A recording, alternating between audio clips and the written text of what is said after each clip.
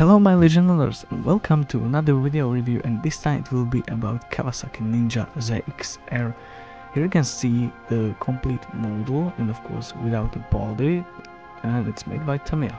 Here you can see the manual and of course some instructions about Tamiya kits, how to make them, decals, and of course full box of a plastic.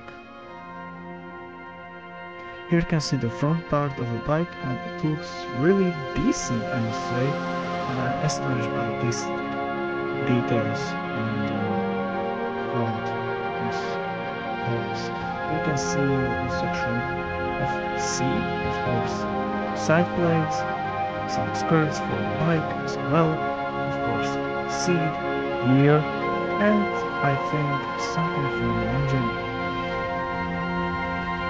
Because it's a motorbike, we have here of course screws of different sizes and of course rubber tires, and don't forget on the screwdriver and of course on the wheel spring, which is excellent. Of course wheel parts here, and a few of them, and here you can see the detailed part of the engine, like letters Kawasaki on the top of the part of the engine, some parts, a lot of tubes, and of course some exhaust pipes and parts for the hydraulic system for the bike. Here you can see the chain, which I want to modify by trying to drill out the little holes to make them a little bit realistic. Of course some discs for the wheels as well, and here you can see the brake bar and of course acceleration bar, some other details as well, and other parts for the bike itself.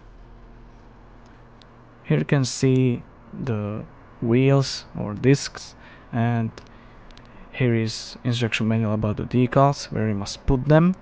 Here you can see the decals itself. It looks astonishing, like I am blown away by the quality of the print and of everything, because I love Kawasaki, so that's important. You can see the manual, which will tell you how to build this. Of course we start with an engine, like a lot of parts here, like not like in the mini art kits, but it's hard, so we will see. It will be fun again.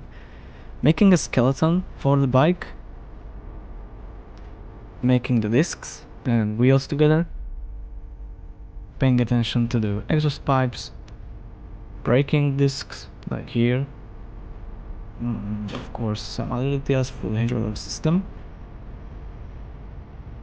and using the screwdriver and screw for holding the bike wheel together, making the fuel tank and pipes, the brake and acceleration bar, completing the seats, adding a few last details to the front and of course in the fuel tank. And here you can see the finished model. I hope you like this review and see you next time.